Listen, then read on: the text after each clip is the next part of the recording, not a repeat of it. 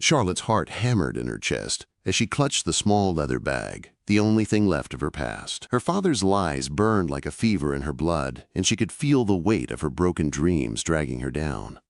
The stagecoach lurched again, and she glanced out the window, praying for a sign that things would get better. But all she saw was the harsh, unrelenting Texas desert. No family, no home. Just a promise of a new life, one she wasn't sure she wanted. She stepped off the stagecoach, her boots scraping the dusty street, and squinted against the scorching sun. No one waited for her. Not a single familiar face, not even a glimpse of the man who'd promised her a future. Her breath caught in her throat as the heat pressed down on her skin. The only thing she could hear was the sound of her own pulse, loud in her ears. It was then that she noticed him. Across the street, leaning against a weathered fence, stood a tall man with dark, intense eyes. He wore a cowboy hat low over his brow. His posture relaxed, but something in the way he watched her made her stomach tighten. It wasn't curiosity, it was something else. Something deeper, more guarded, as if he already knew her. And for a split second, Charlotte felt it too. A tug deep in her chest, an unspoken promise that she wouldn't fall. Not in this town. Not while he still had breath. "Miss Brennan?"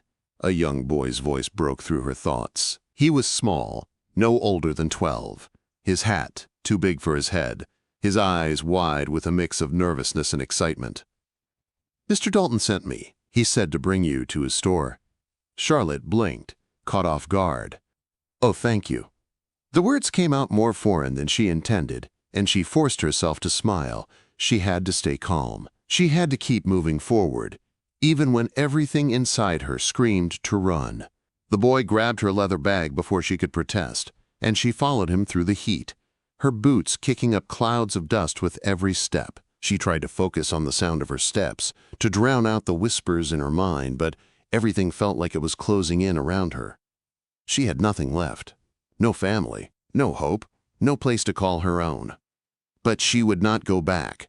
She refused to be the woman who ran again. The boy led her to a small building, its weathered sign hanging crookedly above the door. Dalton's General Store. He opened the door for her, and she stepped inside, grateful for the sudden coolness of the shade. Behind the counter, the man who could only be Henry Dalton stood waiting.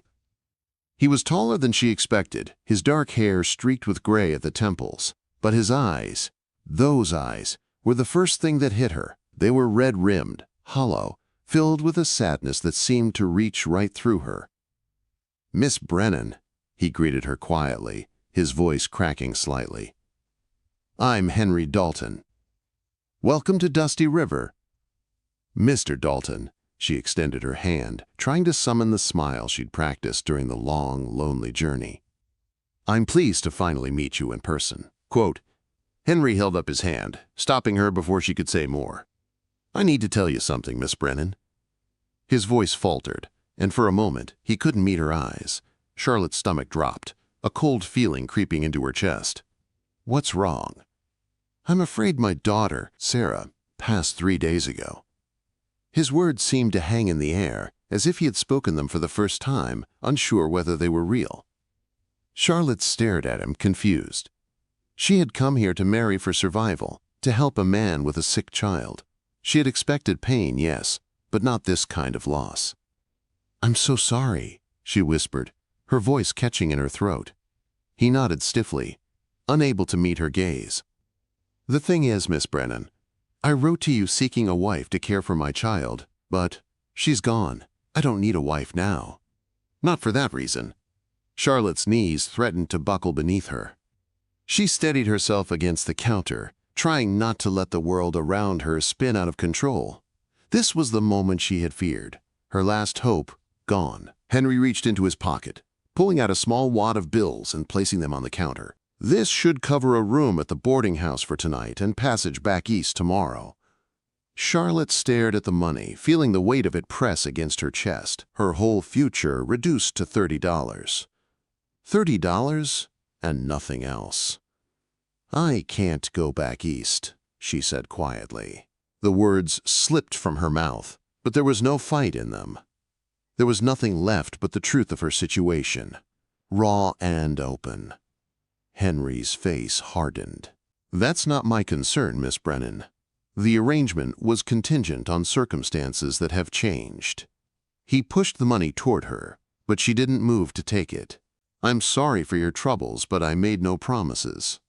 Charlotte turned away, her heart heavy. She wanted to scream, to collapse, but she couldn't. Not here. Not in front of a man who had already lost everything. Her only choice was to keep moving. She stepped outside into the suffocating heat of the day, the sun bearing down on her, but it didn't feel any worse than the hollow feeling inside her chest. "Miss Brennan?" The boy's voice caught her attention again. He had waited for her outside, staring at the ground like he was afraid to look her in the eyes. "Are you okay?" She swallowed, forcing herself to nod. "I'm fine. Just fine." But she wasn't.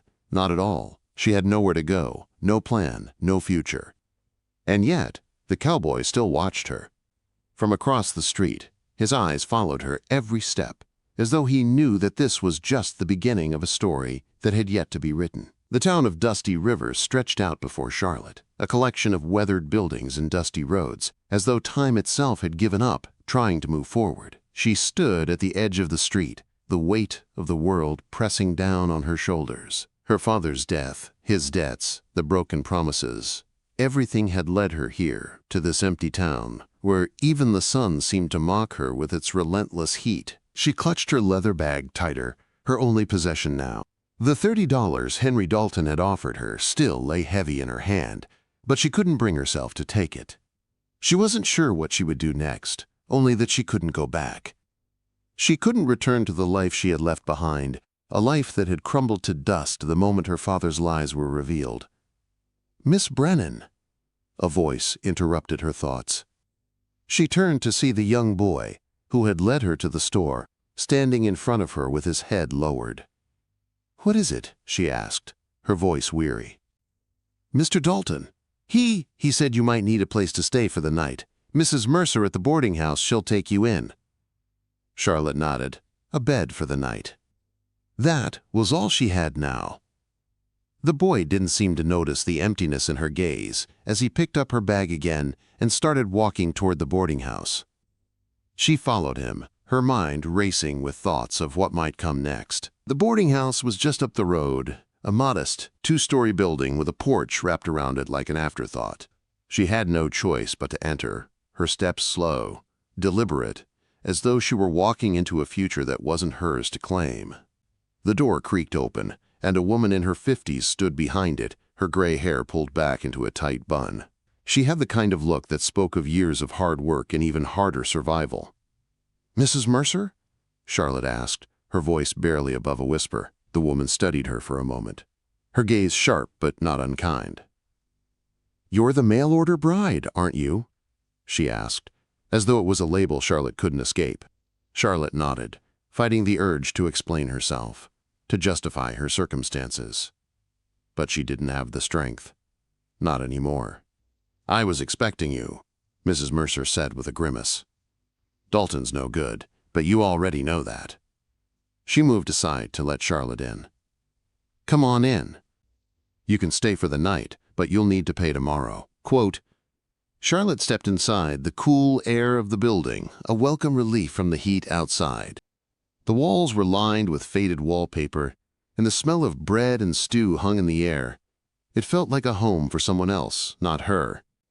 Mrs. Mercer led her to a small room at the back of the house, the bed covered in a thin quilt. "Supper's at 6, she said, her tone leaving no room for argument. "Don't miss it." Charlotte managed a weak smile. "Thank you," she whispered, but Mrs. Mercer was already gone, the door clicking shut behind her. She sat down on the edge of the bed, staring at the walls, trying to make sense of it all. She had expected this. She had expected to be abandoned, to be left alone in a strange town with no one to turn to. But the weight of it was more than she had anticipated. The crushing reality of her situation settled in, suffocating her. She couldn't keep running. She had nowhere to go, no one to help her. But that's what survival was, wasn't it? One foot in front of the other. She would survive. She had to. The sun was beginning to set, casting long shadows over the town, when she heard the familiar sound of boots on the porch. She froze, listening. A knock came at the door. Charlotte stood, her heart beating faster. She wasn't sure why, but the anticipation filled the room like a growing storm. "Come in," she called, her voice steadier than she felt. The door opened slowly, and the figure who stepped inside made her breath catch in her throat.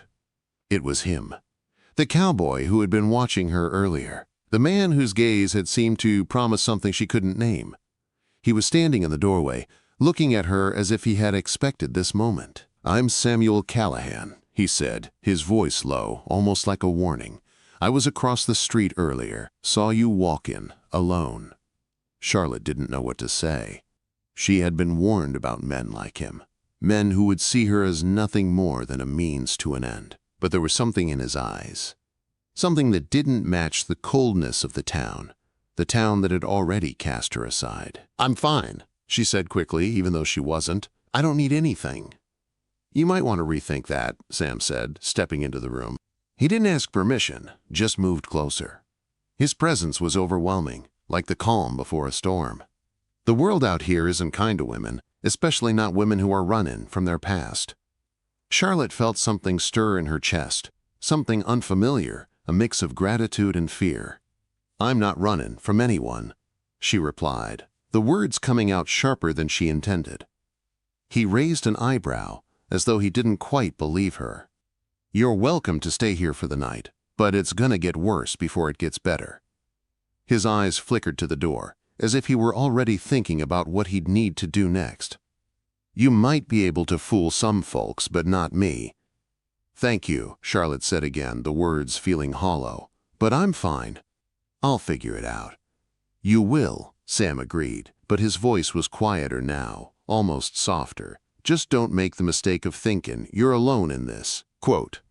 For a moment, neither of them spoke. Then, without another word, Sam turned and left, his boots echoing down the hallway, leaving Charlotte alone with her thoughts once again. But something had shifted. The air was different now, like a thread of hope had been woven into the fabric of her world. Charlotte didn't sleep much that night. Her thoughts churned relentlessly, the weight of everything pressing down on her like the suffocating Texas heat. Sam Callahan's words had lingered in her mind, and with them came a strange kind of hope, a hope she wasn't sure she deserved. She had been running for so long, from her father's lies, from the debts he left behind, from the world that seemed to only see her as a victim. But Sam's presence, though brief, had made her feel something different, seen, acknowledged. She sat on the edge of the bed, the room dark, except for the faint light spilling in from the window. The moon hung low in the sky, casting a soft glow on the walls. She tried to push away the nagging thoughts that threatened to swallow her whole. Tomorrow would come, and with it, another day of uncertainty. But for now, she had this moment of peace. At dawn, she forced herself to rise. Her body felt heavy, the exhaustion creeping through her bones, but there was no time to waste. She had no more tears left, no more pity to spare. It was time to figure out how to survive. She walked downstairs to find Mrs. Mercer already in the kitchen, preparing a pot of coffee. The older woman didn't look up when Charlotte entered, but there was something in her silence that felt like understanding. "I'm sorry about earlier," Charlotte said quietly, her voice uncertain. Mrs. Mercer grunted, but there was no malice in it. "You're here now, aren't you? That's what matters." She gestured toward the small table. "Sit down, have some coffee. You'll need it." Charlotte nodded and sat down, the mug warm in her hands as she sipped the bitter liquid. It was a small comfort, but it was enough for the moment. After a few minutes of silence, Mrs. Mercer finally spoke again. "You'll be working then?" Charlotte looked up, surprised. "I don't know yet. I'm figuring it out." "You're not the first woman to come through here, you know," Mrs. Mercer said, her tone softening. "But you're the first to make me think you might actually survive. The rest? Well, they were too busy looking for someone to save them. You don't seem like the kind who waits for someone else to save her." Charlotte wasn't sure how to respond. It was the first time anyone had spoken to her like this. Like she was capable, like she wasn't a victim. The sound of footsteps on the porch interrupted her thoughts. Mrs. Mercer's eyes flickered toward the door, and Charlotte followed her gaze. It was Sam, his broad shoulders filling the doorway. His eyes were focused, serious, but there was something else in them, something softer. "Morning, Miss Brennan," he said, his voice deep and steady. "I wanted to check on you before I left for the ranch." Charlotte nodded, standing as she did. "I'm fine, Mr. Callahan. Just trying to figure out my next step." "Don't worry about that," Sam said, a slight smile tugging at the corner of his lips. "Dusty River's not big, but it's got its ways of taking care of people. You'll find your place here."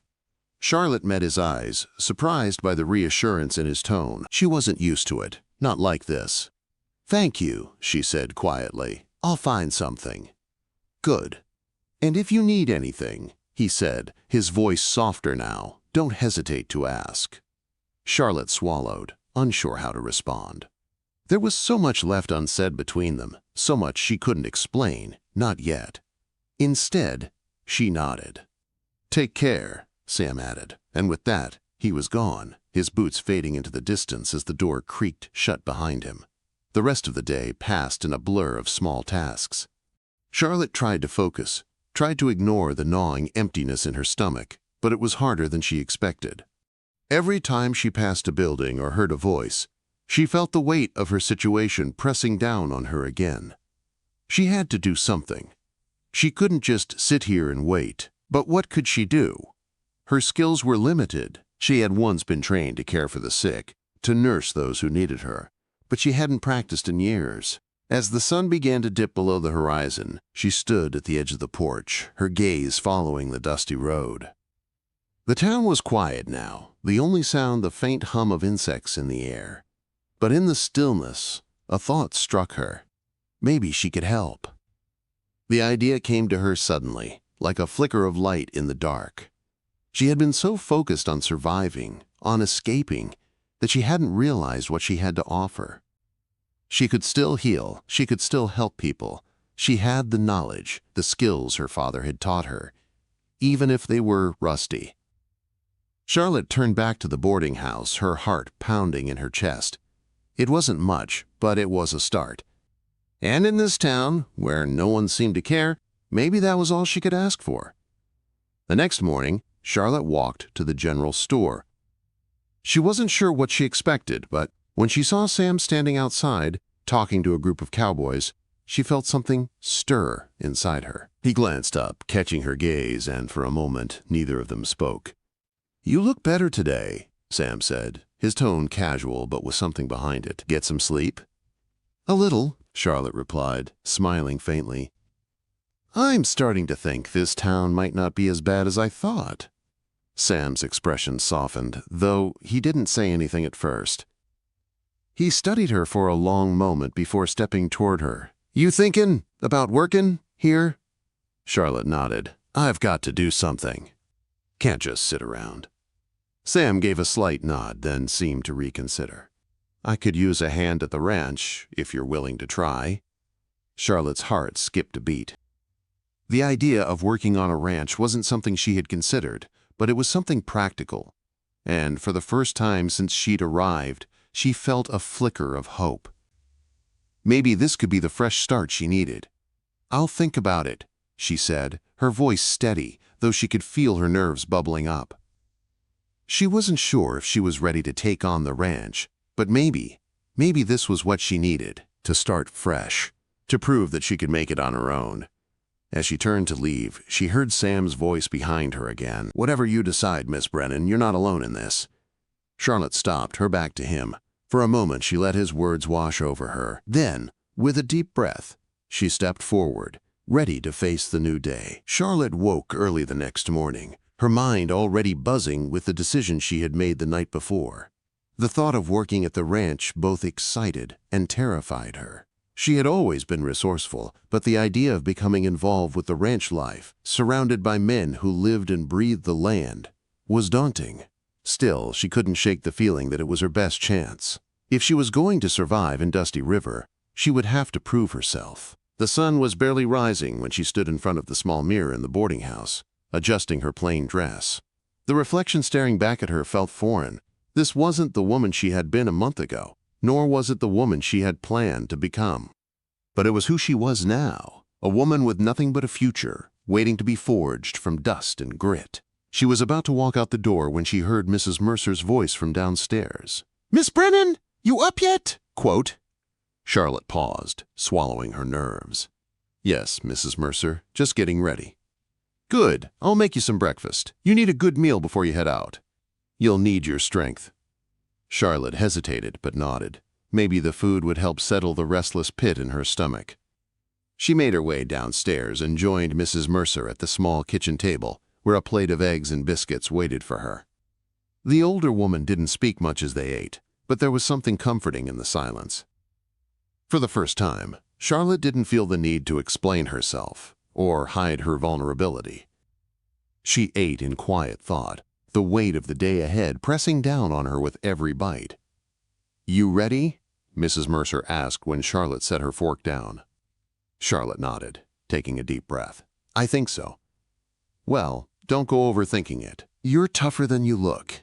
I've seen a lot of women come through here, but you might just make it." Mrs. Mercer's words were blunt, but there was something in the way she said it that felt like a blessing. "Thank you," Charlotte replied, standing and adjusting her shawl. "For everything."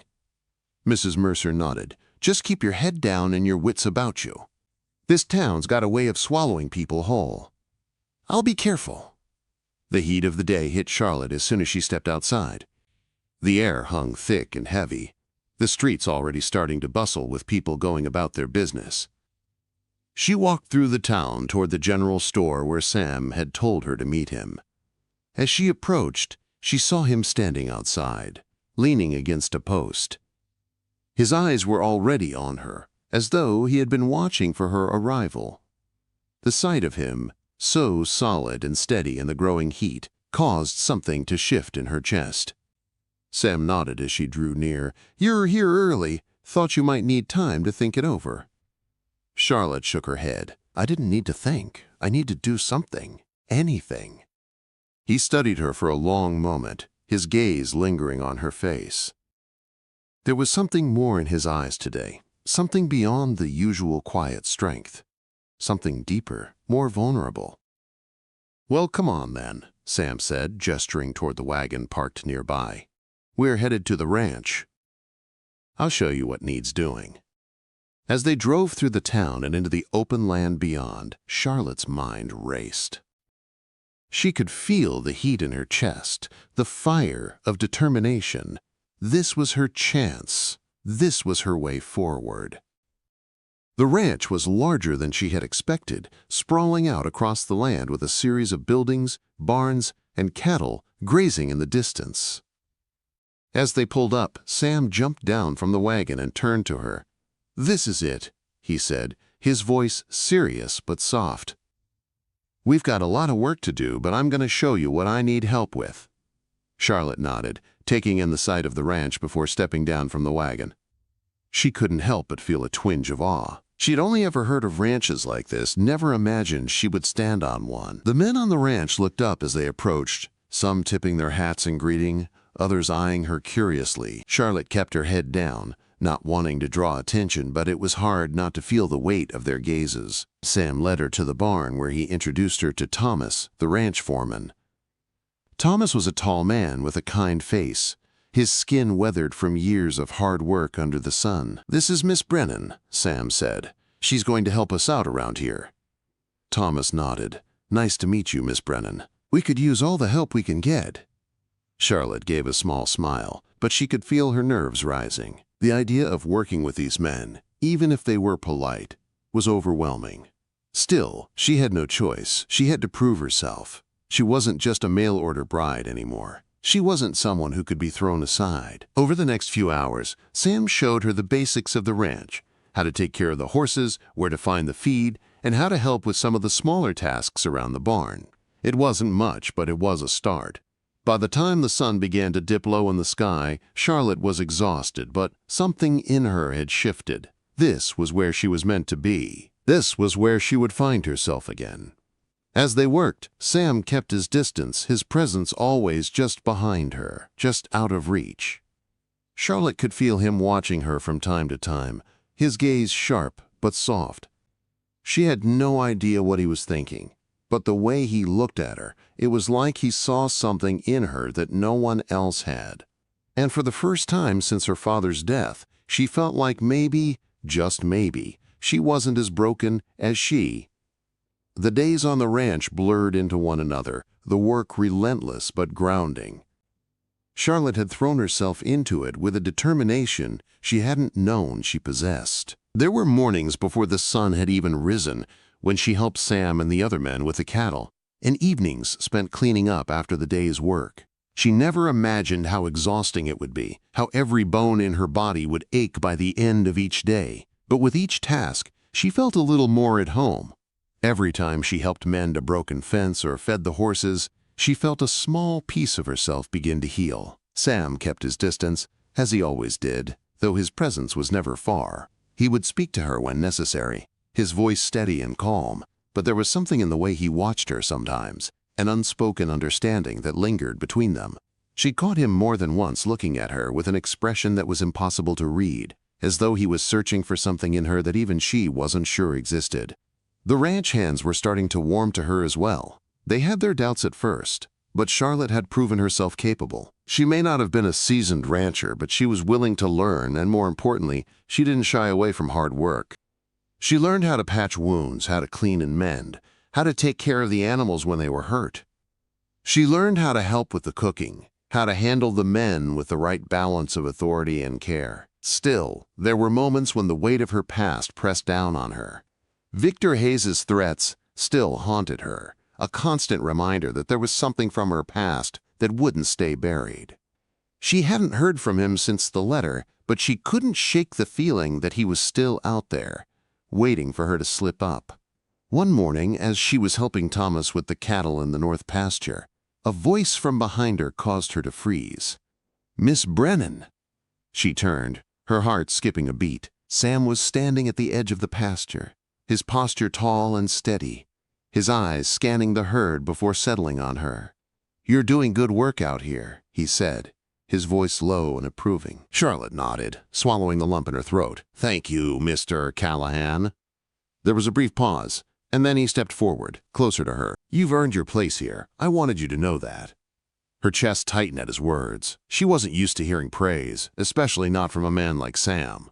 He didn't say things he didn't mean, and there was something in the way he looked at her that made her feel like she had finally found a place where she could belong. "Thank you," she said again, her voice steady, though she could feel the weight of his gaze on her.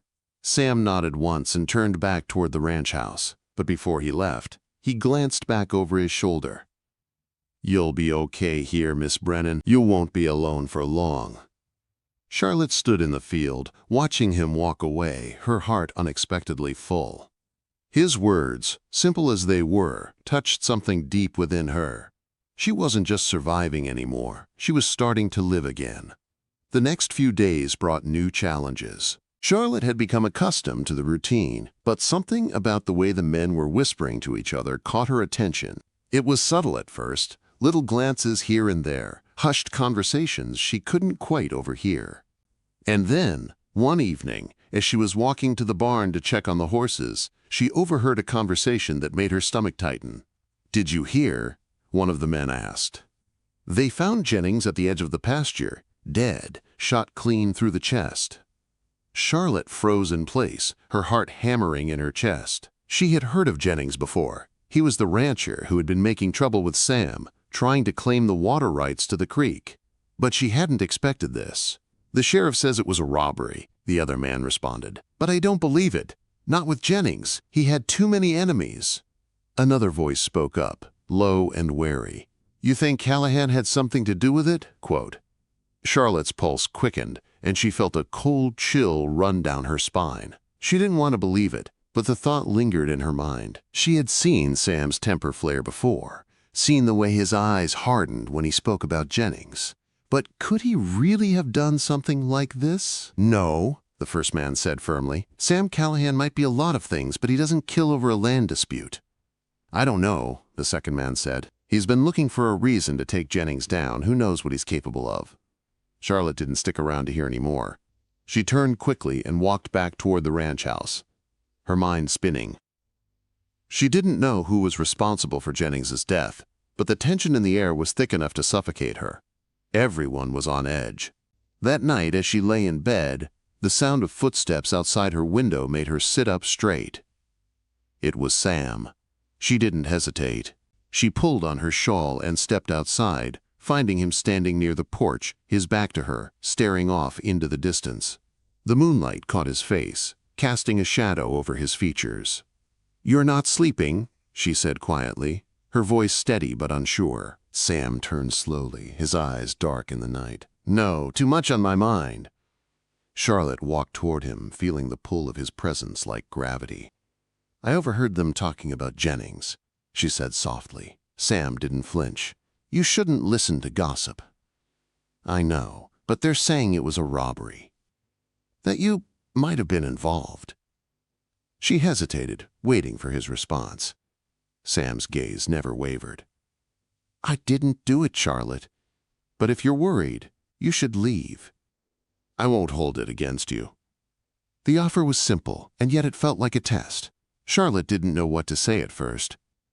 The thought of leaving, of running again, sent a wave of panic through her. But then she realized she had nowhere else to go. "No," she said firmly.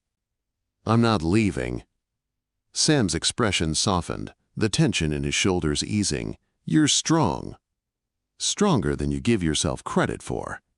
Charlotte looked up at him, her chest tight with emotions she didn't know how to name. "I'm trying," she whispered. Sam stepped closer, his hand brushing against hers. For a moment the world outside seemed to disappear. "I know you are," he said, his voice quiet, but full of something deeper. It was the first time in weeks that Charlotte felt like she wasn't just surviving. She was starting to live again. The days following that night passed in a blur of work and quiet moments. Charlotte had made her choice. She wasn't running anymore. Not from Dusty River, not from the past, and certainly not from Sam. It was strange, but the longer she stayed, the more certain she became that she wasn't just here to survive anymore. She was here to build a life. The ranch felt different now. With each passing day, Charlotte's confidence grew. She was no longer the girl with nothing, the woman just trying to escape. She had found purpose, whether it was caring for the cattle, helping the men with their injuries, or even offering advice when someone needed it. The ranch was a place where she could stand tall, where the mistakes of her past could fade into the horizon. But it wasn't just the work that had changed, it was Sam. The first time they had shared a quiet moment alone, Charlotte realized that the connection between them had shifted. Sam wasn't just the man who had hired her. He wasn't just the rancher who had offered her a place to stay. He was someone she was beginning to care for in a way she never thought possible. It wasn't just the kindness he showed her. It was the way he stood by her, how he never tried to hide his past or the pain that still lingered in his eyes. He wasn't perfect, and neither was she. But together, they seemed to be finding a balance, one that was built on respect, hard work, and the undeniable chemistry that had been growing between them since the day they met. It was late one evening, a week after Sam's return from checking the far pastures, when the tension that had been building between them finally broke. Charlotte had just finished cleaning the small barn when Sam approached, his boots scraping the ground as he walked toward her. "I need to talk to you," he said, his voice low but with an edge of something more than business. Charlotte wiped her hands on her apron and nodded. "About what?" He hesitated for a moment, as though trying to find the right words. "About us." Charlotte's heart skipped a beat. She wasn't ready for this. Not yet, but deep down she knew it was inevitable. They had been circling each other for weeks, both trying to keep their distance, both afraid of what might happen if they crossed that line. She started, but Sam stepped closer, his expression unreadable, his eyes searching hers. "You're not running, are you?" he asked softly, as if he already knew the answer. Charlotte took a deep breath, her heart racing in her chest. "I'm not running. But I don't know if I'm ready for this," she confessed, her voice wavering slightly. "I don't know if I can be the woman you need." Sam took another step forward, closing the gap between them. He reached out, gently cupping her face in his large, calloused hands. "I don't need you to be anyone else, Charlotte," he said quietly, his voice steady but filled with something she couldn't quite place. "I just need you to be you." Quote. His words sent a wave of emotion through her. She didn't know how to explain it. How, in that moment, everything felt like it was falling into place. She had been running from her past, hiding from the truth about herself, but here, with Sam, she didn't have to pretend. He saw her, all of her, and still, he wanted her. "I'm scared," she whispered, her voice barely audible, the words hanging between them like a secret. "Scared of being hurt again." Sam's thumb brushed lightly over her cheek, a tender gesture that felt like a promise. "I won't hurt you, Charlotte," he said firmly, but with a softness that made her heart ache. "Not intentionally. I've been hurt before, too. I'm not perfect, but I'll fight for you, for us. I won't give up on you." Charlotte's breath caught in her throat. She had never known someone could make her feel so seen, so understood, with so little said. She didn't need more than this, the simple truth that he cared. That he was willing to fight for something real. And in that moment, as she looked into his eyes, she realized something. Maybe she wasn't running anymore because she had found something worth staying for, someone worth fighting for. Without thinking, Charlotte closed the space between them, her lips meeting his in a kiss that was slow, unsure at first, as though testing the waters. But soon, it deepened, and the world around them seemed to disappear. It wasn't desperate or hurried.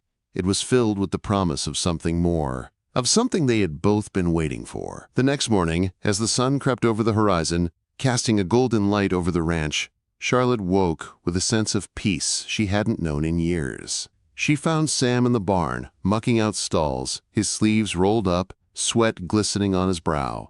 When he saw her, he gave her that rare smile, the one that made her heart flutter. "I'm sorry for last night," she said, standing at the door, her hands folded in front of her. "I didn't know what to say."